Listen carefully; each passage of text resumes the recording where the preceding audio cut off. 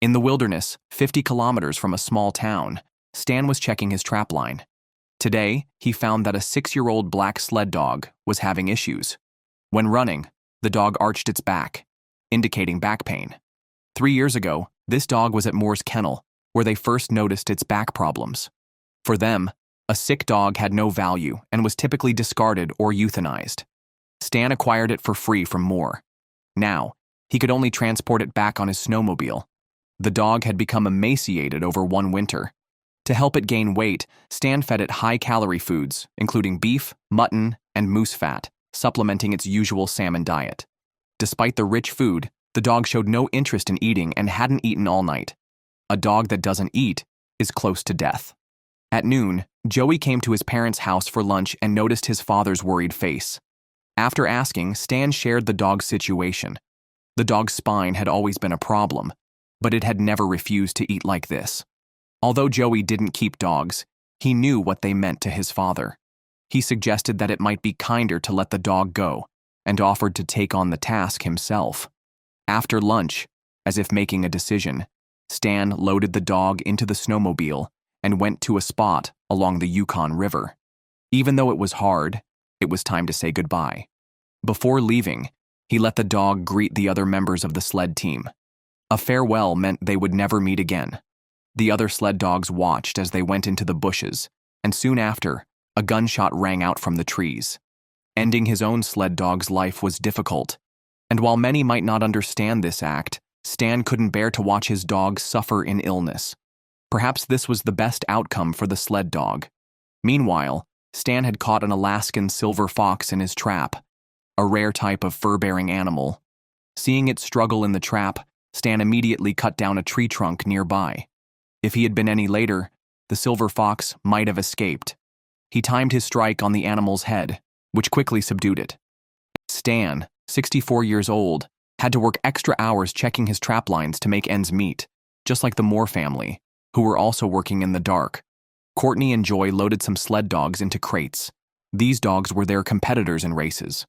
Besides the dogs, they also had to carry a lot of dog food and harnesses. The sled dog championship event was in Fairbanks, and they had to transport these dogs and supplies by snowmobile over land. The journey to the event was a challenge itself. They had to drive the snowmobiles to Manly, 96 kilometers away, then from there drive to Fairbanks, 150 kilometers further. Just a few kilometers into their journey, their snowmobile got stuck. Joy tried to push it out, but couldn't. Eventually, Courtney had to call 2 camera guys to help push with him. The camera guys, who knew everything except how to film properly, had started at 4:30 a.m. and had only covered 50 to 60 kilometers by sunrise. The reason they went so far to participate in the sled dog race was that this year marked the 70th season of the championship. A good performance could greatly help revive their dog breeding business. However, it was uncertain if the dogs would get carsick after shaking around for over 200 kilometers. At noon, they finally arrived at Manly Village and switched to a rented truck. This not only improved their own travel conditions, but also provided a dedicated space for the dogs. After a day's journey, they arrived at the Fairbanks race venue the next day. The site was already crowded with competitors and spectators from all over Alaska, all elites in the dog breeding industry. The competition was divided into 2 stages, with the first-place winner receiving a $40,000 prize and significantly boosting their business reputation. Moore also arrived at the venue by plane. The temperature was about 10 degrees Celsius, unfavorably warm as they were trained in temperatures around -10 degrees Celsius and only for distances up to 20 kilometers. This time, they had to run a 35-kilometer course. Courtney could only cool the dogs by wetting their bellies with cold water.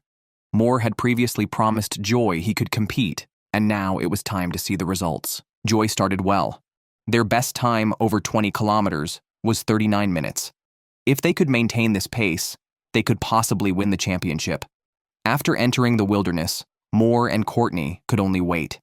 They didn't know if an accident might occur. Midway, the sled team's speed noticeably dropped, and one dog was injured and had to be put in the snowmobile. Normally, each team has 14 sled dogs, and missing one could slow them down. Moore and Courtney learned of this through the event broadcast. Fortunately, the other sled dogs did not fail.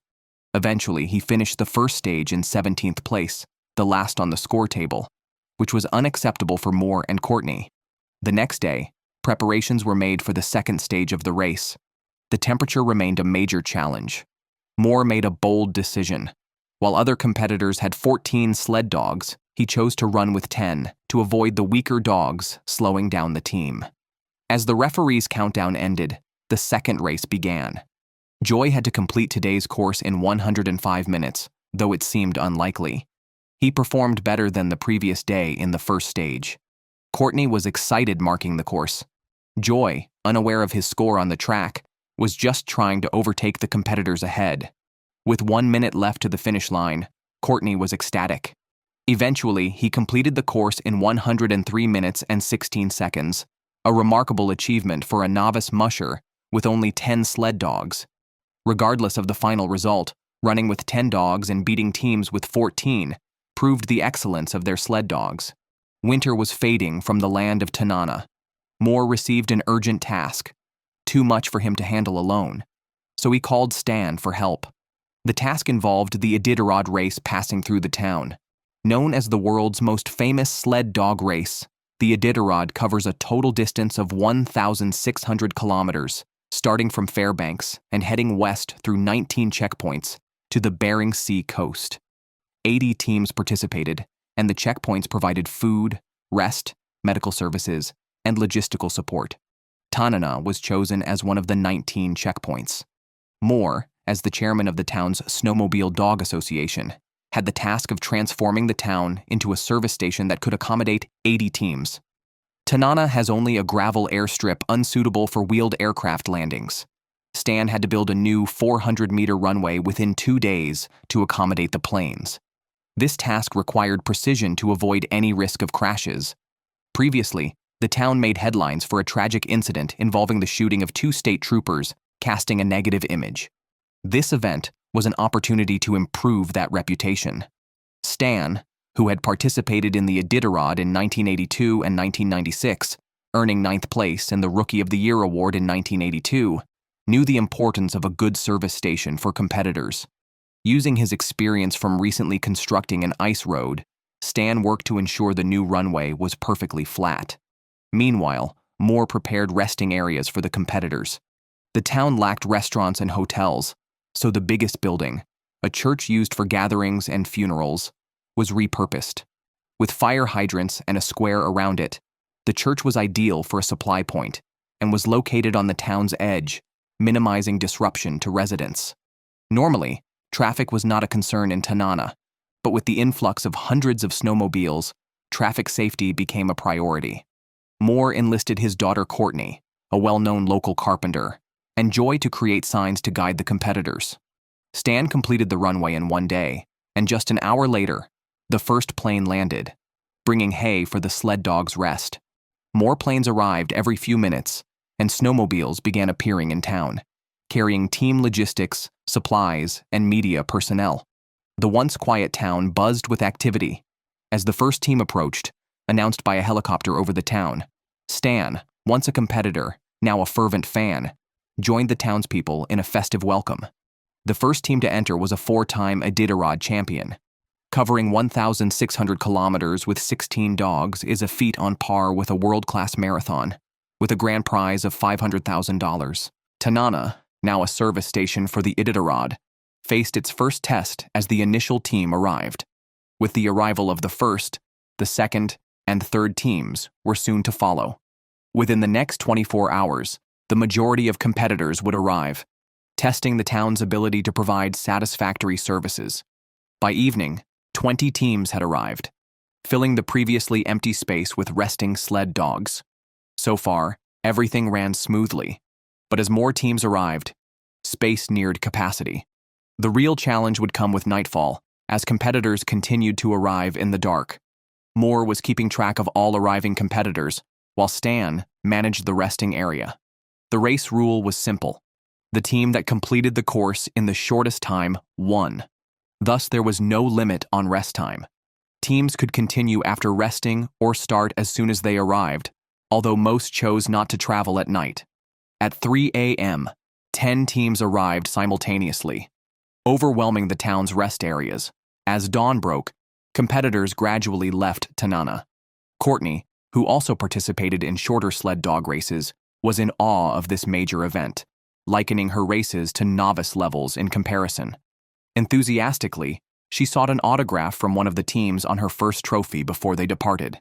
80 teams surged into Tanana within a day and left just as quickly. The townspeople did their best to assist, earning praise from judges and competitors. Previously marred by a murder case that brought negative media attention, Tanana now showcased its warm hospitality through the event, improving its image significantly. The town was bustling, but just a few kilometers away, the suburbs remained quiet. Joey, 24, lived alone, and, feeling lonely, adopted a dog named Ice from his aunt to train as a hunting dog, a necessity living near the forest. A qualified hunting dog must learn many skills, so Joey began testing Ice, starting with its reaction to gunfire. Like most animals, Ice was frightened by the loud noise and sought a hiding place. Joey's task was to acclimate Ice to the sound. He leashed the dog and fired 3 shots, but Ice ran off each time, showing reluctance to approach Joey, indicating a lack of trust. Joey then tested Ice's sense of smell, crucial for tracking prey by scent. He let Ice sniff a glove with a badger scent, then buried it after creating several misleading trails. Confused by the mixed scents, Ice took several minutes to locate the buried glove, but eventually succeeded, showing potential in tracking prey. Continuous training was needed to meet the standards of a hunting dog. 40 kilometers west of Tanana at Grant Creek, Charlie and his son Bob saw a new opportunity to improve their family's challenging situation during the trapping season. Invited by gold miner Neil, Charlie and his son arrived at the site. After brief greetings, they quickly got to the main issue. Neil's temporary residence had been invaded by a brown bear that had broken through the tin walls to get inside. The damage suggested the bear was quite large. Due to decreasing resources, more bears were encroaching into human settlements, posing risks not just to buildings, but potentially more. Near the breach, they found tooth marks left by the bear, giving Charlie an idea of its size.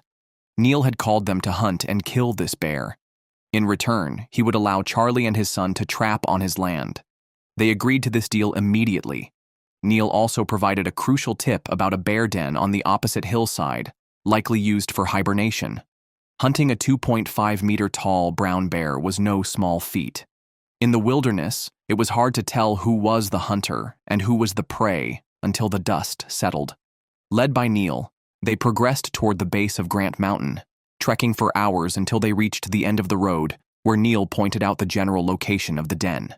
The rest of the hunt was up to them. Before entering the woods, they checked their shotguns to ensure they were not frozen or jammed. Then, they began searching for bear tracks, finding fresh claw marks on tree stumps. Charlie had once seen a brown bear violently kill a pregnant cow, an image that stayed with him vividly. They searched the forest thoroughly for hours, but found no significant clues until they discovered a den on a steep slope, matching Neil's description. The den was lined with fresh leaves and surrounded by fresh soil, but it was unclear if the bear was inside. The entrance indicated a large bear, likely the one causing damage below. Bob suggested checking inside, surprising Charlie. Since Bob was eager, Charlie handed him a revolver for protection, and then entered the den without hesitation. He got halfway in before a turn in the tunnel blocked his view. However, Bob could see that there was no bear inside, and after confirming this, Charlie quickly pulled him out. They had hoped the fresh den would yield a bear, but perhaps warm weather had ended its hibernation early. They returned to inform Neil. Without finding the bear, Neil would need to carry a weapon when venturing nearby. Despite searching the mountains for over 10 hours and checking the den, they found no bear. Although they failed their task, Neil still allowed them to trap on his land, with the condition that they help him deal with any future bear threats, thus owing him a favor. In their community, promises were taken seriously and remained binding no matter how much time passed. Charlie chopped fish into small pieces, using them as bait. These were fat, rich frogfish caught in the summer and used as their winter food. The leaner parts were fed to dogs. Now, in mid-March, with the trapping season almost ending, Charlie's fur income was far below expectations, marking one of his worst years. The main reason was that Joy had taken over his trapping line and left it neglected. Recently, Charlie and Bob had caught 11 beavers there, and today's preparation of bait was part of their effort to restore their mink traps. In a remote town like Tanana, trapping is a primary source of income for hunters and their families. Charlie spent 12 years making the area rich in fur, and although reluctant, he returned the trap line to Joy. Seeing Joy not valuing it, Charlie decided to take back control, as this was his last chance to secure fur. This was also about managing an unattended trap line, which could easily be taken over by outsiders. This wasn't just an excuse. In Tanana, trap lines are typically passed down through generations. Charlie could have kept the line, as it was given to him by Joy's father on his deathbed, akin to an inheritance. Today, Charlie reset many traps to signal to Joy that he was reclaiming the line due to Joy's lack of commitment. Hours after Charlie left, Joy unusually visited the trap line, his third visit this year. Upon returning to Tanana, he had promised more to look after the dog team, which took up 90% of his time, with the remaining time spent chopping wood. Now warmer, he had some time for himself, only to find new traps set, undoubtedly by Charlie, since everyone in town knew their own trapping areas. He immediately went to the town's water plant, seeking a reasonable explanation from Charlie. Their meeting was tense. Charlie, aware of why Joy came, displayed his authority and reprimanded Joy for not honoring their agreement, insisting on taking back the trap line. Charlie was not trying to monopolize the trap line, but was frustrated by Joy's inaction after reclaiming it. The next day, as Charlie was splitting wood at the water plant, Courtney drove up. Although the matter didn't directly involve her family, Joy had been diligently looking after their sled dogs all winter. Courtney aimed to mediate between them. Charlie explained the agreement and his reasons, asserting that if Joy couldn't fulfill the responsibilities, he shouldn't have taken the trap line. Despite Courtney's efforts, Charlie stood his ground. It was somewhat humorous for Joy to come to him for mediation while benefiting significantly from Joy's care of the dog team, leaving Charlie with a dismal trapping season. Charlie was surprised Courtney came to mediate, knowing her well enough to understand she wouldn't normally intervene on someone else's behalf. The following day, Charlie checked the traps he had set. After reflecting overnight, he invited Joy to the trap line and explained that his anger stemmed from Joy not keeping their agreement, risking the trap line falling into others' hands, something he could not accept since he had promised Joy's father. He discussed with Courtney that if Joy was too busy, he could manage the line instead of leaving it idle, returning it when Joy was ready to fully commit, considering their family's good relations and shared lineage. Hearing this, Joy was nearly moved to tears, relieved by Charlie's understanding. Until he was ready to take over, Charlie would continue trapping mink and beaver here, leaving his mark on this wilderness. At this moment, Joy truly appreciated Charlie's intentions. 50 kilometers north of Tanana, in the wilderness, Stan and his wife were preparing to visit their hunting cabin. With the town's growing population, the surrounding wildlife was diminishing. They considered moving back to their cabin by Tozy River, named after a nearby river fed by mountain springs and one of the first to thaw each year. Just last year, Stan nearly lost his life here while driving his snowmobile due to thin ice. Today, they noticed a significant portion of the river had already melted. Forced to detour downstream due to open water, they encountered obstacles on the less traveled route. Fortunately, Stan had brought a chainsaw, allowing them to clear a path. Once they reached the river again, they found safer ice conditions further from the spring, allowing them to cross to their cabin. Stan's purpose today was to thoroughly assess the cabin for potential relocation. He bought this land 44 years ago, after driving from Boston to Alaska in a camper van, which he sold to fund the purchase. He built the cabin using materials he collected with an axe and bow saw, even crafting the grooves in the walls with the axe. The cabin's infrastructure was mostly intact, except for a well in the room that had fallen into disrepair. They had to fetch water from the river using buckets. Stan dismantled the well's piston, finding the seal broken. No replacement parts were available in Tanana, let alone in the wilderness. He remembered a thick moose hide at the cabin, thick enough to substitute for rubber. After taking a sample with the piston, he cut an appropriate piece with a skinning knife and fitted it onto the piston. Those familiar with well pumps know their simple structure. After reassembling, he tried to pump water, but without success, indicating further issues. Stan opened the floor to access the cellar and the well beneath. With his wife pouring water above, he checked the pipes for leaks and found one at a joint, which he fixed with plastic tape.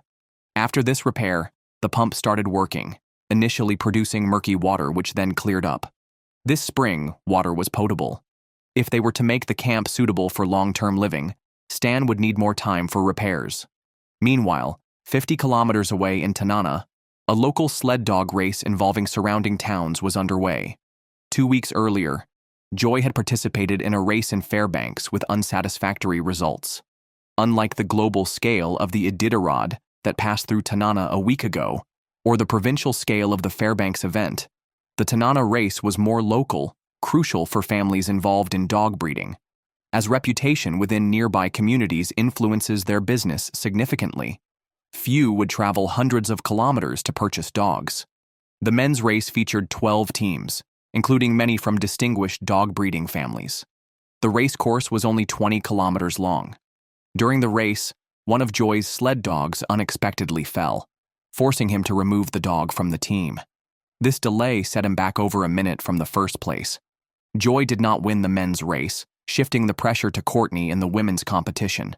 The women's race was equally competitive, with competitor number 2 being Courtney's main rival, who had won last year.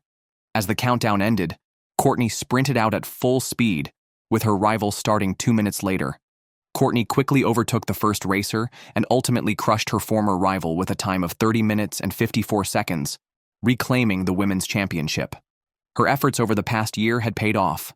In Alaska, the indigenous people lead almost magical lives. Those with the skills hunt moose annually. In addition to moose, beavers are also on their menu, providing both fur and meat. Stan caught no large fur animals throughout the trapping season, describing the yield as dismal. Charlie, on the other side of town, faced a similar situation, with warm weather cutting the trapping season in half. In 2 weeks, winter would vanish from this land, leaving hunters with few opportunities. Charlie approached Stan, hoping to collaborate on trapping beaver nests at Fish Lake. He and his son Bob had caught a batch recently, but had refrained from overhunting. Seeing beavers frequently running along the lake shore indicated that there were still many left. Charlie promised Stan an equal share of all they caught. They both needed fresh meat and fur for their families, so Stan readily agreed, and they prepared traps. In this town, residents often stick together, especially experienced hunters like Stan and Charlie. This was a partnership between equals. Equipped for the task, they headed 40 kilometers to Fish Lake.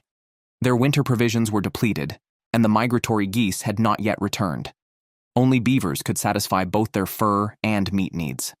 The lake was surrounded by a lengthy beaver trapping line. After a 2-hour trek, they reached the first beaver lodge. Such lodges could house up to 20 beavers. Traps had to be placed in the water near the lodges, preceded by drilling through the ice.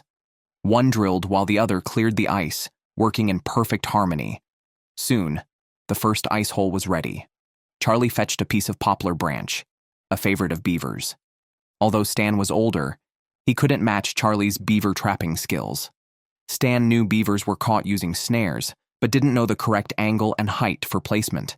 Today, Charlie taught him these techniques. A beaver trap typically consists of 4 snares set half a meter above the lake bed. To make the traps less noticeable, they covered the holes with snow.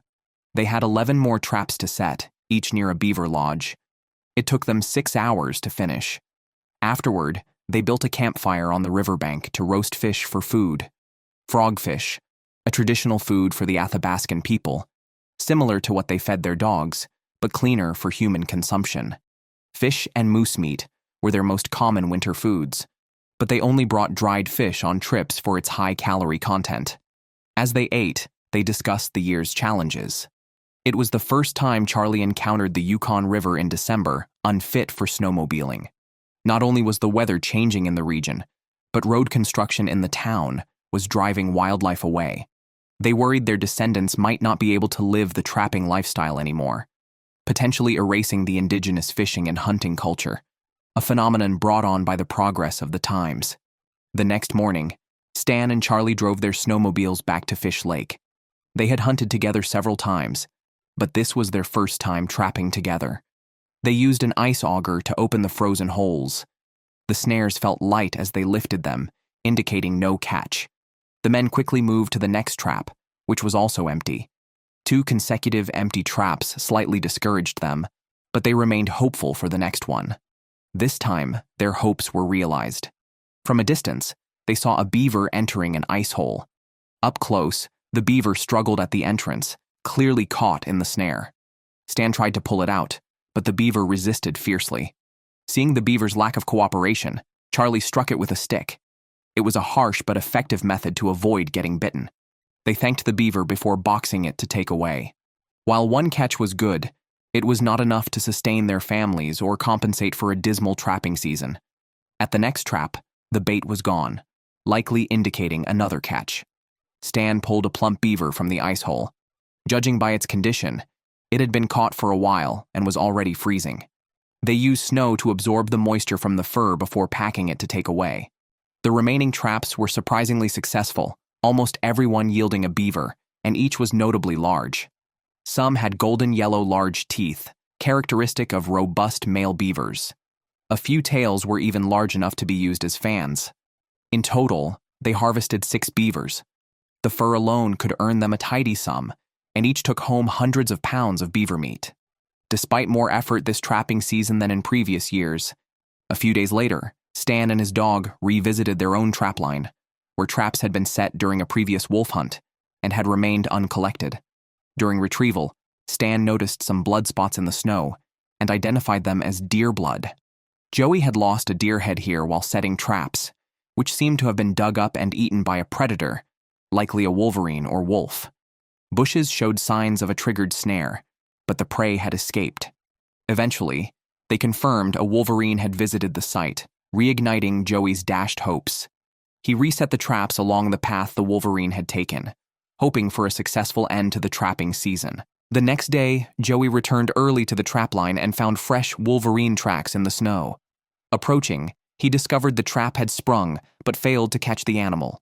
Wolverines are not only powerful biters, but also agile. Joey was close to capturing it when he heard noises from nearby bushes. Moving quietly, he spotted the wolverine close by and quickly fired 3 shots from his pistol. It seemed he hit his target. On closer inspection, he found the wolverine dead, a rare catch of its size.